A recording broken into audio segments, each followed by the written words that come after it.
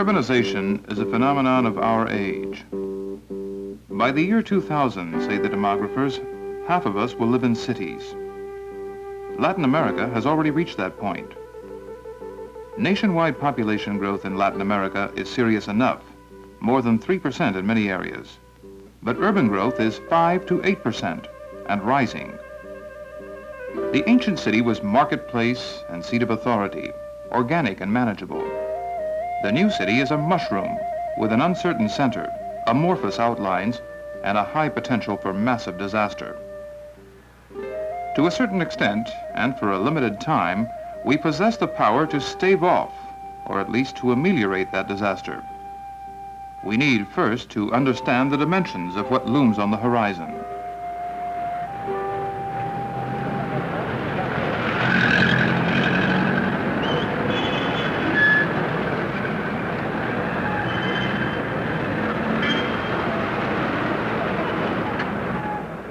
For the last 2 decades, Bogota, Colombia, to take one example, has had an annual growth rate of 7.4%.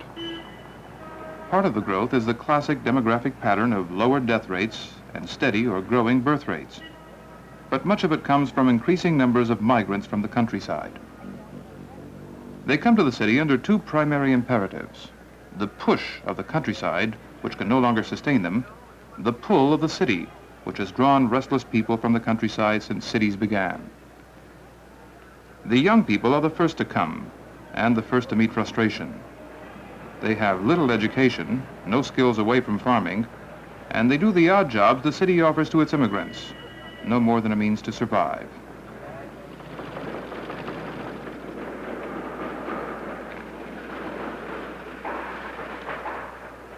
The sad fact is that as most industrialized societies are now constituted, people who need jobs the city offers do not possess the skills to do them.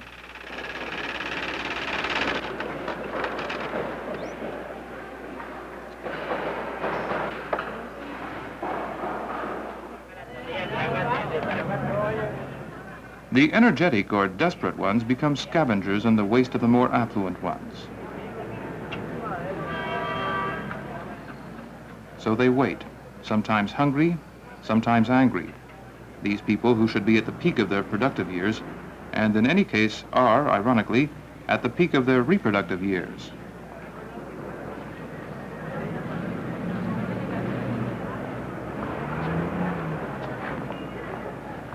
The result of a growing population of immigrants into the deceptively promising city is, to put it brutally, a generation of surplus children. There is not a major city in the world without its rootless youngsters. Some are simply more visible than others.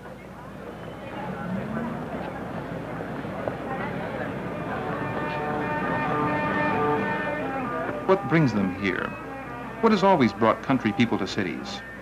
They will say, for better opportunities. What they will mean down deep is a hunger for lights and noise and consumer goods, all the old magnets. But to buy these gaudy pleasures, they need money, get it how they may. So they come to the city, and the city grows.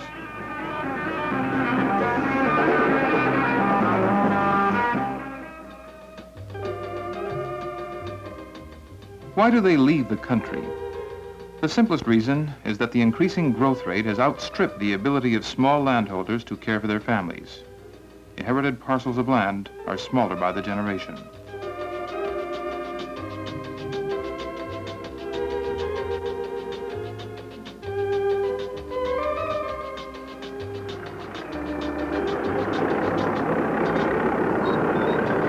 Industrialized farming is another strong factor. Little by little, the best land is absorbed into commercially profitable holdings. The small farmer, as is true in developed and developing countries alike, is usually the loser. Many farmers have simply given up to seek an unknown destiny in the city. They bring with them, inevitably, the rural pattern of life, which has always been flexible. There was always room for another pair of hands and food for another mouth. And yet even the most optimistic farmer saw that his shrinking acreage could barely support him and would surely not allow him to fulfill any ambitions for his children.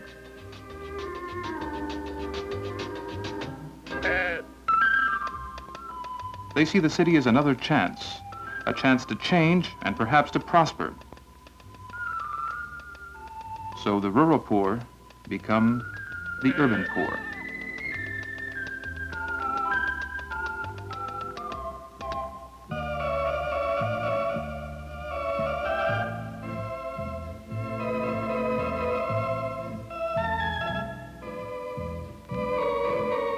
They come to the city with dreams of splendid housing, and they must come to terms with their dreams in the barrios and favelas and callampas, where a house is whatever ingenuity and yearning can create.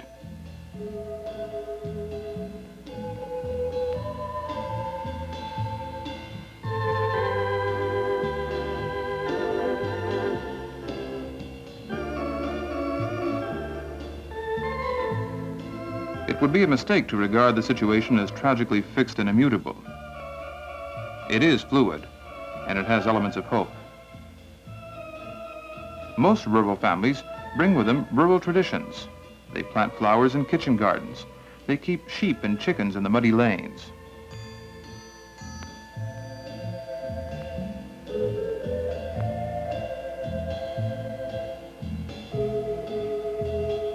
Often the first money to appear in the barrios comes through the young women, who find jobs more readily than their menfolk as domestic servants. Thus they begin the subtle pull away from the rural tradition. Ingenuity plays a lively role.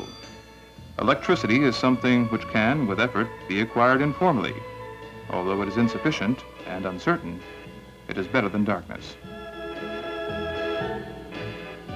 They take water where they find it, as they did in the countryside. A stream in the bottom of a ravine in the barrios is less clean than a stream in the country, but it is no less a community gathering place. The only reliable continuum between country and city may well be the focus upon family. The large, useful, busy farm family is an alluring picture and a powerful tradition to circumvent. But the picture is regrettably different here. The workforce cannot absorb extra hands. The children have literally no place to play, no room to grow. They are subject to the pressures of the city themselves. Youngsters are too vulnerable to those who begin to use them as errand boys or car guards, and too often guide them into more lucrative, less legal occupations. One of the many changes which must take place in the shift from country to city is the shift away from the large farm family. And one of the services society must offer, in its way no less vital than sewage disposal and potable water, is the task of making available to these barrio women the means of controlling their fertility. But how? A new clinic in every barrio? Colombia has developed another way, and thus far it has worked. Provision of contraceptive services along classic clinic lines would mean a whole new health infrastructure in these feverish little satellite cities. The private family planning organization Pro Familia, backed up by the municipal and federal maternal and child health systems, has established a network of distribution posts to which barrio women can come for pills and other non-clinical contraceptive methods. The core of the procedure is that these women visit women they know, where they can get supplies and guidance from their peers. They are not required to submit to elaborate questioning or to examination. Their providers of service are women who, like themselves, came from the countryside and know its ways.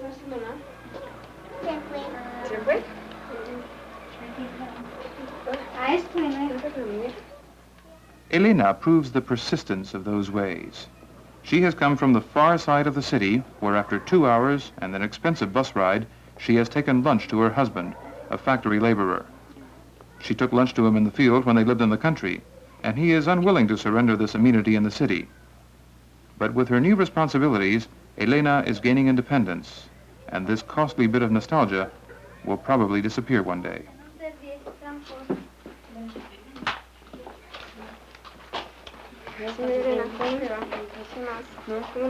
Bien. ¿Dónde estaba? Ya ando el almuerzo. No, todo lo mismo. ¿Sí? Sí. Ese favor y me da las píldoras. ¿De cuáles es que tomas? Norinil. Bueno, un momentito. Gracias.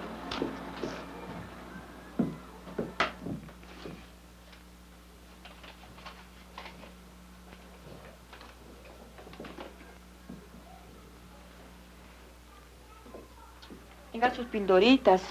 Muchas gracias. Pero no se le olvide tomárselas. Sí, señora. The recruitment of competent and enthusiastic distributors has become an artful technique in itself. What is sought is someone who has leadership qualities. The distributor becomes the core element in the indigenous infrastructure of service to the barrios. Carmen owns a small general store in the front room of her house and is president of the local Acción Comunal. Her teenage daughter helps her and has been trained to furnish supplies in her absence. A whole generation of barrio children is becoming familiar with family planning principles. They are moving away from the old taboos of the countryside. Mi hija me deja bien limpiado todo eso, bien organizadito, ¿oye? Buenas tardes, comadre. Comadre, ¿cómo está? ¿Qué Bien, más? gracias, ¿Qué ha hecho? Bien, gracias, comadre. Un poco enferma me siento. ¿Enferma? Sí, señora. Me siento muy maluca. ¿Qué Con será lo mucho que le malestar pasa? en el cuerpo. No sé si serán las pastillas que me estoy tomando. Pastillas no, a las pastillas no le echen la culpa porque eso no le afecta nada. ¿Quién sabe? Me provoca ir al médico, pero primero vine a consultarle a ver qué me dice. Provision of oral contraceptives is the primary activity, but it is supported by a strong backup system. Carmen refers any client with problems to the nearest clinic or Pero va a health tener que center. esperarse un poco porque está lloviendo y se va a mojar, comadre. Tenga la tarjetita, pero no se vaya porque está lloviendo. Esté un ratico aquí. We have spoken of distributors as women, and most of them are. But all members of a distributor's family are able, on occasion, to fill in. Bueno, yo ya, a ver. Ya. Nellie is ill, but her husband, who manages the store with her, knows the drill and is an able amateur apostle of the principles of responsible parenthood. Men still find it easier to engage in these conversations with men Entonces, ¿cuándo as volvería? women with women. Por ahí entre unos 8, 15, 20 días, pero lo más probable unos 15 días. Bien. Pues sí, pues entonces yo por aquí pasaré después. Ah, algo que se me olvidaba. ¿Usted aquí vende o tiene pastas anticonceptivas? Sí, cómo no, tengo de varias Sí, marcas. La esposa me encargó, pero ¿De cuál marca diría que le encargó? no sé cuáles serán, cuáles tiene usted. Pues aquí tengo de varias, que todas son muy buenas.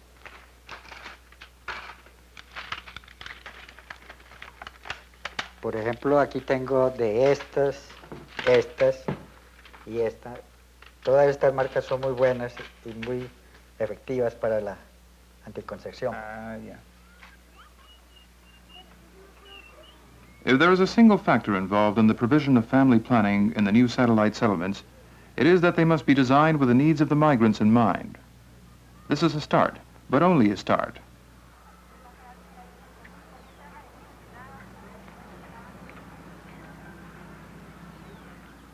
There are clinics, private, municipal, and federal, offering primary health care and family planning services throughout the city. They provide a functioning network of service, but compared to the need, it is a frail structure indeed. Buenos días, señoras. Estamos en el Centro Pro Familia Kennedy para orientarlas, ayudarlas y servirles y explicarles los métodos anticonceptivos que hay. Estos son la píldora o pastilla. Es el método más seguro y efectivo siempre y cuando la paciente los utilice correctamente bien, porque si no también le pueden fallar. Las fallas que se pueden presentar es una de cada 100 señoras. El dispositivo, que son estos aparaticos de plástico. The new young migrants and the growing percentage of all city residents under 20 years of age mean that the city's reproductive base has been substantially broadened. Each individual reaching sexually active age will need information and guidance and service to plan families responsibly. It is not a question of community-based distribution through stores and households or clinic distribution along traditional lines. Both will be needed, and on a far larger scale than ever before. ¿Tiene dolores? Dolor de estómago y la cintura. Flujo, ¿no? Whatever is now being done must be expanded and accelerated until all women at risk of pregnancy, whether resident in the barrios or in the city itself, have access to the means of spacing or limiting their childbearing. Dolor de cabeza, Sí, doctora. dolor en las piernas. Sí. When we regard the physical aspects of the new city, we have cause for concern, though not necessarily for alarm. Without much more than the instinct which makes even the poorest campesino eventually tug at his own bootstraps, the shanty towns begin to take on the dimensions of suburbia. There have been government plans and public housing, but they have not often succeeded in their aims. Where they have, it was because they were guided by the recognized needs of the barrios. A man can and will build his own house, and his wife will make curtains for the windows and plant flowers in the dooryard.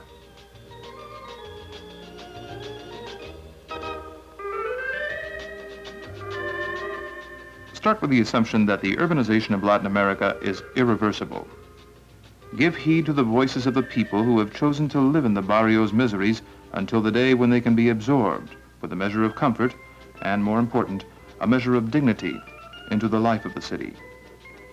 For certain needs, they expect and deserve high-level help. Clean water, even if it comes from community taps with jury-rigged distribution systems.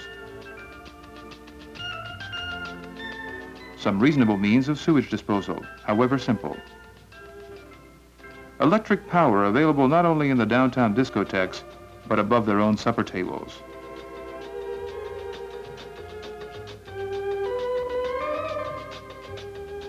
Access to telephones, passable streets, public transport, and supporting all that, jobs and schooling. The energy which brought the campesinos to the city will help them to build in it.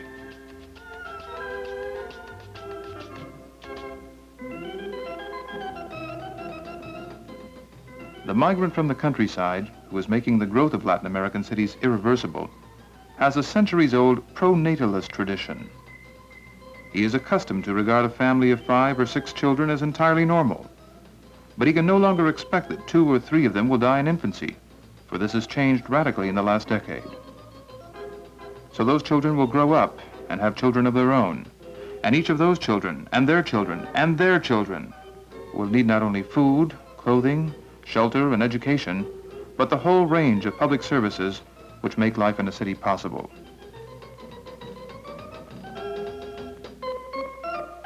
If the provision of family planning services becomes universal and carries with it the creation of a sense of social responsibility on the part of all citizens, it can be a potent development tool.